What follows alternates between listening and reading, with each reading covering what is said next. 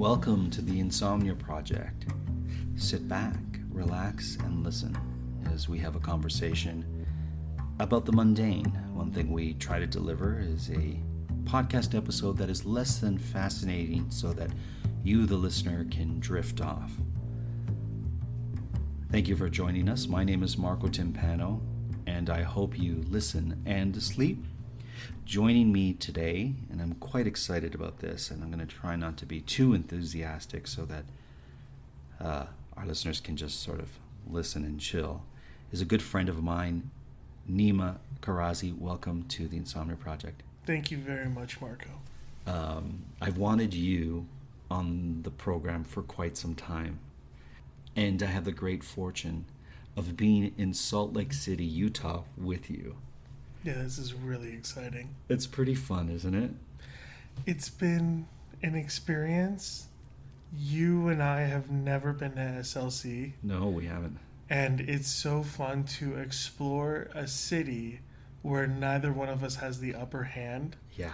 And we just are allowing it to kind of reveal itself to us. Exactly. It's just been wonderful. Because you live in Los Angeles. Correct. I live in Toronto. And we met in Salt Lake City, Utah. And I have to say, I always heard that Utah was beautiful. And I've heard great things about Salt Lake City. But it so superseded what I expected it to be. Completely. I could see myself living here. That's how much I'm enjoying it. And I know we have listeners in Utah. And I just want you to know how beautiful I think this state is. Yeah. It really helps that also it snowed and there was this like beautiful blanket of beautiful white snow, and we're in very close proximity to Temple Square and SLC, and the mountains are snow covered, and I mean all of it on top of each other. The elevation is nice because you get crisper, cleaner air. Sure. And the people are very friendly. It also does remind me a lot of like Boulder, Colorado, right, or like other kinds of cities that I've been to that have these like one main streets that you go down and there's stores and Rocky Mountain chocolate. Sure. We went to Park City the other day, and that was just tremendous as well. And you know that old Egyptian theater we walked in, how cool that was. I love going to old theaters that are still used in some capacity for arts.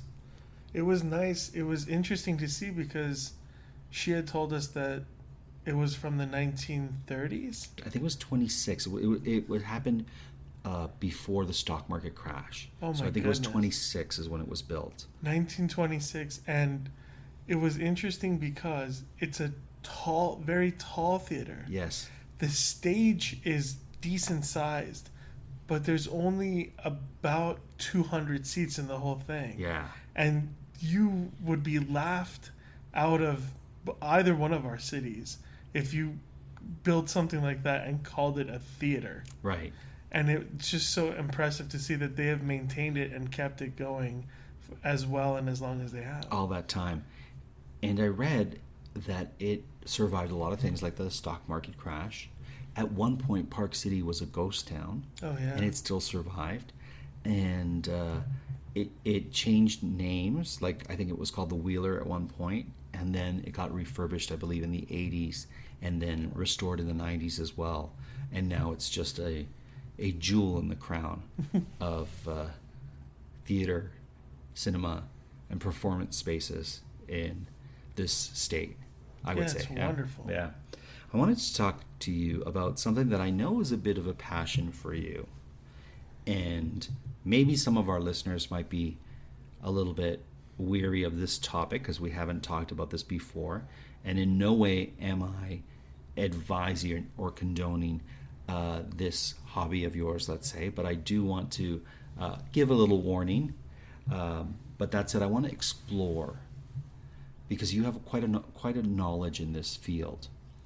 And you like to, on occasion, smoke cigars. I love smoking cigars. So while we don't recommend smoking, I do want to talk about things to do with cigar and the whole sort of it almost seems like there's a ceremonial aspect once one is going to smoke a cigar. Correct. Yeah. So I want to talk to you first of all. What is important to you as far as accoutrements and smoking cigars? What is key for you? It's interesting that you say, if you had just said what is important in smoking a cigar, Mm-hmm. my answer is draw. Draw means the effortlessness, or the amount of effort essentially that it takes for you to get the smoke from the lit end into your mouth from the open end that's cut. Okay. So I don't like to work very hard for my cigar. It's supposed to be a very relaxing thing for me. Sure. Most cigars will take me about an hour to smoke.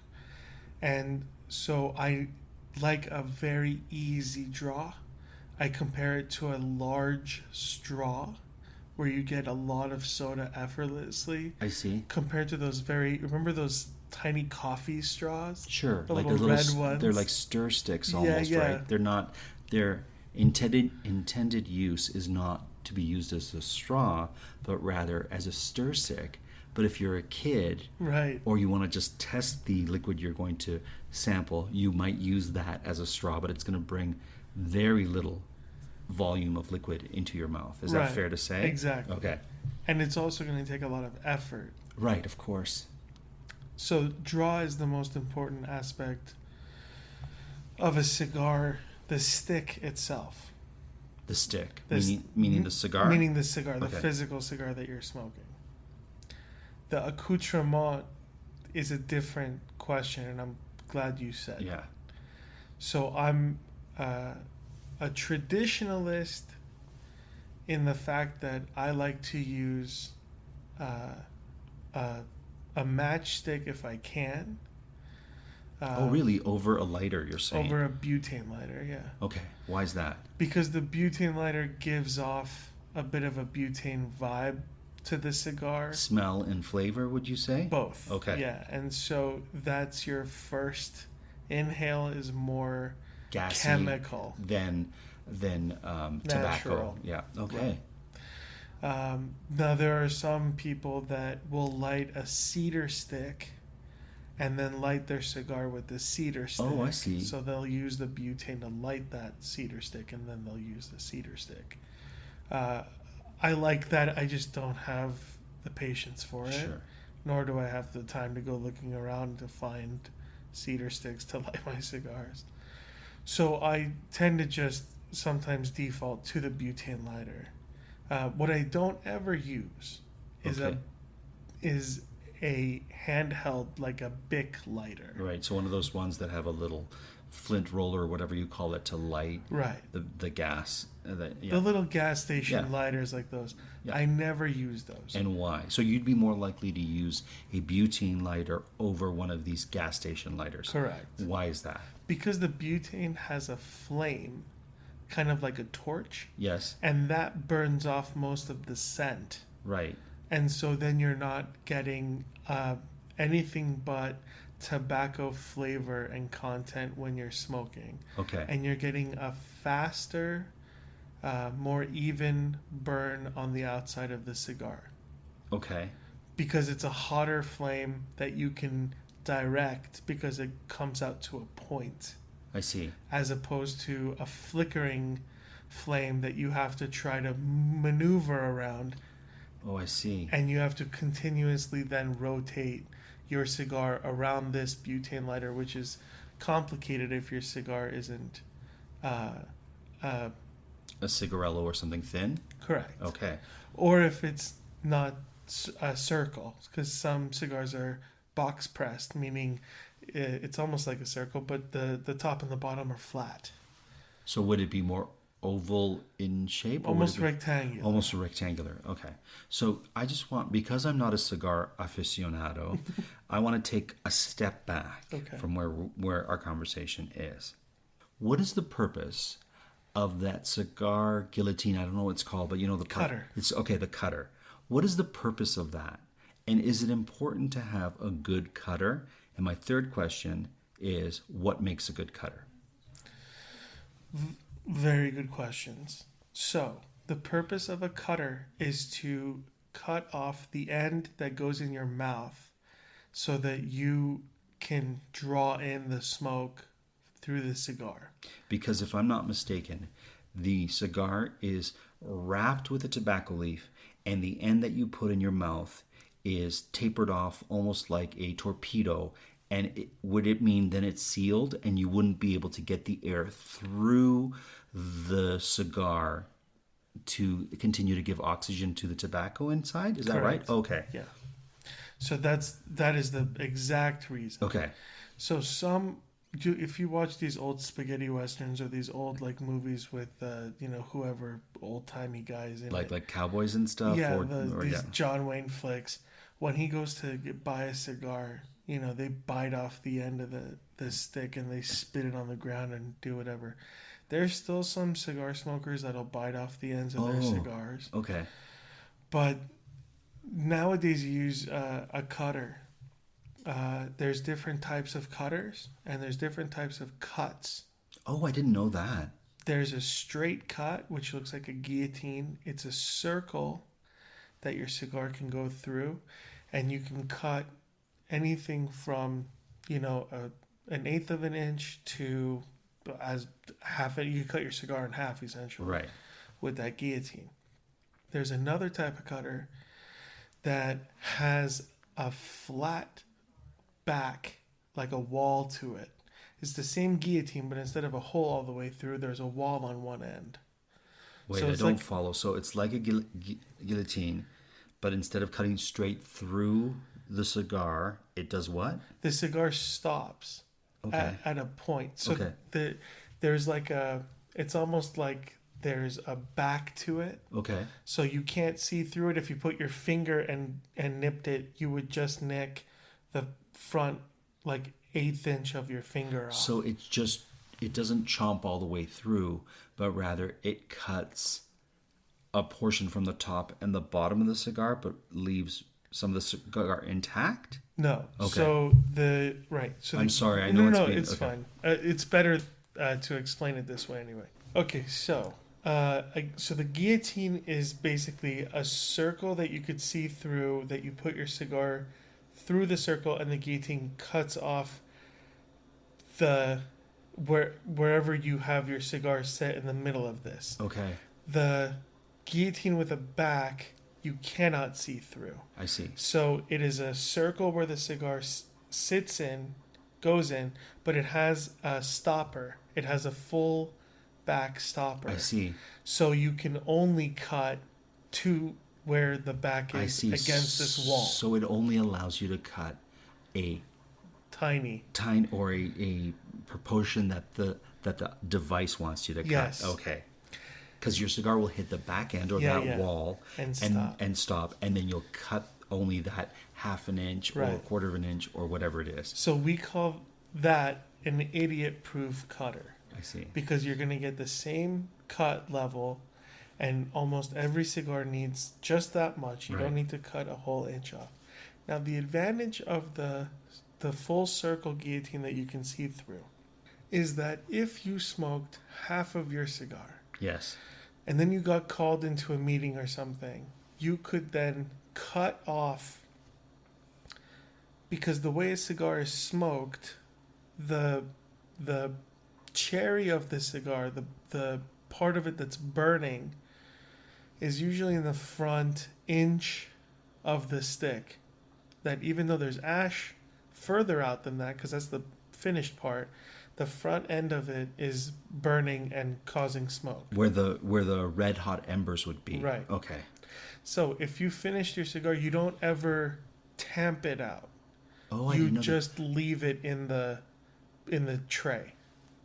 You never extinguish it like Not you do like a cigarette. No. And why is that? First of all, it's dirty, it's messy. Right. Second of all, the cherry is much bigger, so it would take you a long time to extinguish to put every ember out. And third of all, it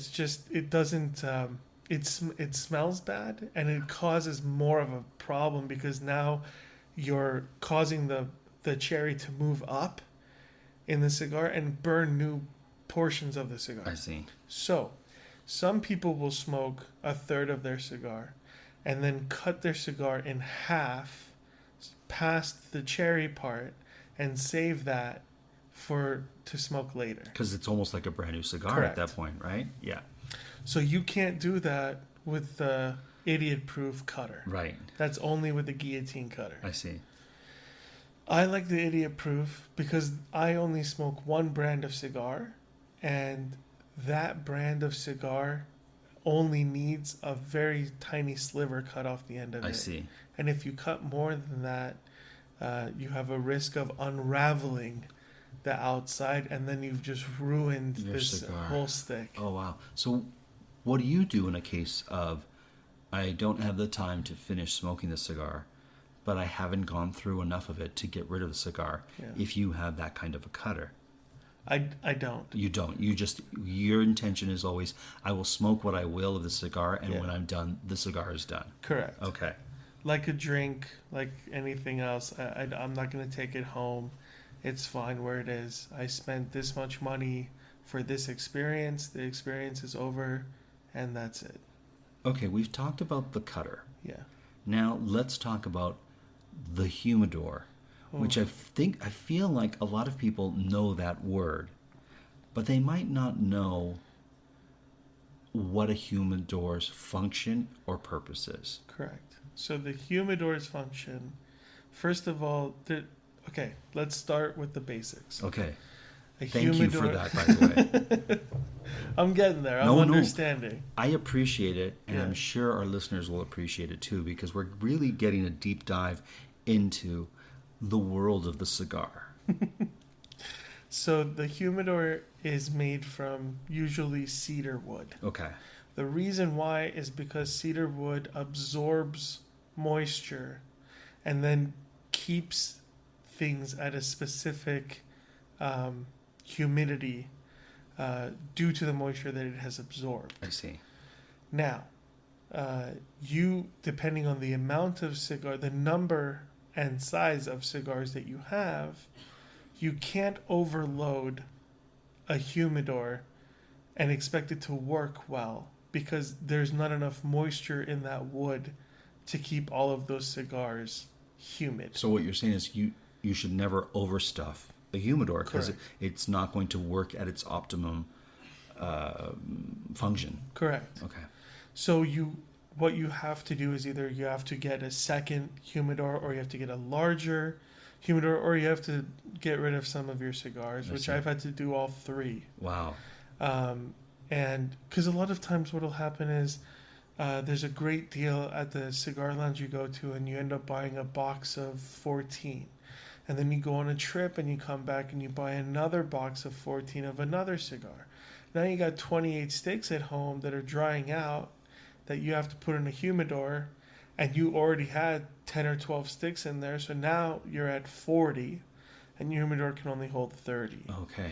So now you have to either move 10 to a second, or you have to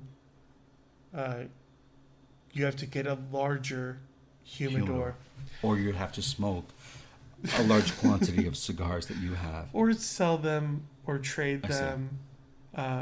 Or you could do what a lot of us do in a pinch, which is you wet a paper towel and you put the cigars in a Ziploc bag and you keep those in a cupboard somewhere. Oh, I see. Okay. And that'll do you until it's like in case of an emergency. It will last you a couple months, would Yeah, you say? it'll be fine. It's not ideal, but No, it's but a it's hack. better It's a than- hack that can help you out. It's better than nothing. I should say that a humidor, if I'm not mistaken, is a box, right? Correct. And like you said, generally made out of cedar wood. Yeah. In case people are wondering, I still don't know what a humidor is. So it's the vessel that holds the cigars and keeps them fresh for the smoker. Yeah, so the humidity in the box that is airtight is shown to you by way of a hydrogeometer.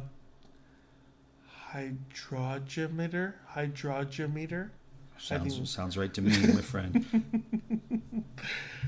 Anyway, it's there's a meter in there that tells you what percentage it's at, and it should be optimally between 70 to 72% humidity. Oh, I didn't even know the percentage. Okay. So that's optimal.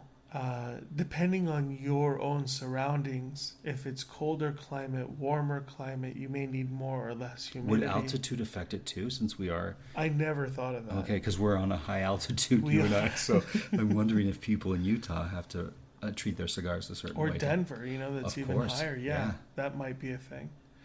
So we had to, I've had to move my cigars into a larger humidor. But before I could do that, I had to prep it. And the way you prep it is you empty it out and you take a wet paper towel with distilled water. Oh, so you're like seasoning your. Yeah. Oh wow, you're seasoning your humidor. Okay. So you wipe down all the cedar wood Yes. and you let it stay overnight. The next day, you take a shot glass of water and you put it in your humidor and you let it stay overnight. And that water will evaporate and absorb into the cedar wood that which hasn't absorbed enough already. Then you let it stay one more night. So 3 nights of seasoning, like 24 hours of Wow. seasoning your humidor with nothing in it. And then you have to make sure you have the proper distilled water for the humidor, and then for the extra humidity packs that you're putting in here, and you get it to a 72% level, and then you put your cigars in. Wow. So it's a 72-hour process before you can even place your product into the vessel that keeps it fresh. No, it's 72-hour process before you can even start testing it and putting humidity packs in. Wow. To get it then to 72%. And that might take 2 days, or it might take a week. With this one, it took me 5 days. Oh my goodness. And I was checking it every day. And you don't want to keep opening and closing because the seal. that's gonna affect the humidity in your humidor. Correct. Wow. So then finally got it right, and I put my cigars in there, and I've checked on them once and had to refill the water, but Wow. they're doing okay now. Good. Okay, thank you for that that information. Now, how important is and I don't know if I'm using the right word, but the tightness of the roll of your cigar? I don't know if those are the right terms. Yeah, no, that makes sense. You know what I'm saying, Yeah, right? yeah. How would you describe that? So the inside of a cigar is called filler. It's the filler tobacco is inside there. And that's just kind of meshed up and squeezed together and pressed. And then it's wrapped with a wrapper. That's what the outside is. So you put the wrapper on. Now, if you have the filler too tight, and then you put the wrapper is always tight around it. But what your question is, Yeah. you're really trying to ask, what's the importance of the filler being very tight? Right. That is what creates a smoother or more difficult draw. Oh. And also what constitutes or creates a slow or fast burn. So Okay. if you have a pound of tobacco, I mean, I'm using an outrageous Sure, number, but of if course. you have a pound of tobacco in one hand and a half pound in the other, and you make the same sized cigar, the half pound isn't wound as tightly as the pound, and so it will draw much faster. Okay. The same way as if you took a pound of tobacco and you made it loose, it would make a larger cigar. Right. And you made it tight, it would make a smaller cigar. And they might burn at the same rate, but the larger cigar looks like it would burn for longer. Right. So I don't like very tight filler, but I also don't like it to be too loose, because then it's over too quickly. So you have a certain degree of tightness that you like in your cigars. Right. But they would be more leaning towards looser than tighter, because you like to, like as you said at the beginning, Draw. an effortless draw. Yeah. Okay. Draw to me is more important than flavor. It's more important than the texture. It's even more important to me than it being handmade. Okay. I got lucky in the fact that I found a brand that is handmade and is Nicaraguan, which is my favorite type of tobacco, and it's got a very smooth draw. Okay. Now you said flavor. does the cigar have a sort of flavor profile that one could compare wine to? In that, does a cigar have notes of flavor like wine does? You have to think more like coffee. Okay. Because wine is from a fruit. Right. And coffee comes from these, although technically I guess coffee's It is a fruit, yeah. Yeah. It's a berry, yeah. That's a strange thing. No, but it's fine. But it's the notes in coffee and cigar are similar in that you will see a hint of, and usually it's a darker thing. Like you can see a chocolatey finish, or you can have a more earthy undertone. Some cigars taste more like dirt. Some cigars taste like mint, but without actually being minty. Like there's no actual mint in the product. Not like a menthol cigar, right. Which I don't think exists. But like a mintier cigar type.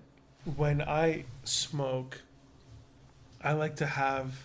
I used to go in and say, I want a nice cigar with an easy draw, and they would give me these cigars that are really made for like first time smokers. Right. They're vanilla flavored. Yeah. They're a little bit smaller. They're very easy to smoke, and they're kind of like fruity and sweet and nice. Sure. And people like that. And then they usually go from that into like cognac flavored and rum flavored, and then you get into actual cigars. But that's what they think. Although I don't know a lot of people who've done that. Most of the people I know who smoke flavored cigars stay in flavored cigars. Right. I would go opposite. When I walked into a cigar shop, I would say to the owner, I want something that tastes like dirt. Okay. I want it to offend me. I want it to be aggressive in order to make sure they weren't going to go in that direction. I see. And I got a lot of weird looks from owners saying, like, if that's what you like, I mean, just go lick the ground outside. You don't need to have a cigar for that. Right. Until eventually I figured out that what I like is less earthy and less dark. So there's two types of wrappers. There's a continental wrapper, which is a very light brown, almost gray. And then there's I think it's called, I don't smoke it, so I don't know it, but I think it's called it can't be called menudo, but it's something like menudo. Okay. And it's, so that's a darker wrapper cigar. And so that's also a stronger flavor, much like a dark roast and coffee is a stronger flavor and a light roast is a lighter. Okay. So I don't like the darker ones at all. I like a much lighter cigar, and I like so everything about me is just the experience of it more than the actual flavor of a cigar or it trying to pretend to be a different thing. So for me, the non-cigar smoker, if I was to see someone with a cigar that was dark in color, mm-hmm. I could assume that it's going to have darker, richer, harsher flavors like a dark roast coffee. Correct. Okay. Exactly. Oh, wow. So if you're going in to have a cigar as a relaxing kind of vibe and you just want to chill and talk to your buddy, you should pick one of the lightest cigars in the house. And usually any cigar shop worth its salt will have house blend cigars that are much more affordable. Okay. And if you don't care about a brand name, that's your go-to. They're very affordable and very easy to smoke and light and a good draw and clean. And it makes the shop happy that you are using their local brand. Correct. Well, Nima, I want to thank you. This episode went a bit longer than we usually go, but it was so fascinating to explore. And I know we just sort of chomped off the tip of the cigar world, but it was very informative for me. So I want to thank you for that. Thank you, Marco. Once again, for our listeners, we don't recommend or condone smoking, but we wanted to delve into a world in a topic that I know that you have a lot of experience in, Nima, so thank you for that. As always, we hope you listen and sleep, and as we've mentioned, this episode was recorded in Salt Lake City, Utah.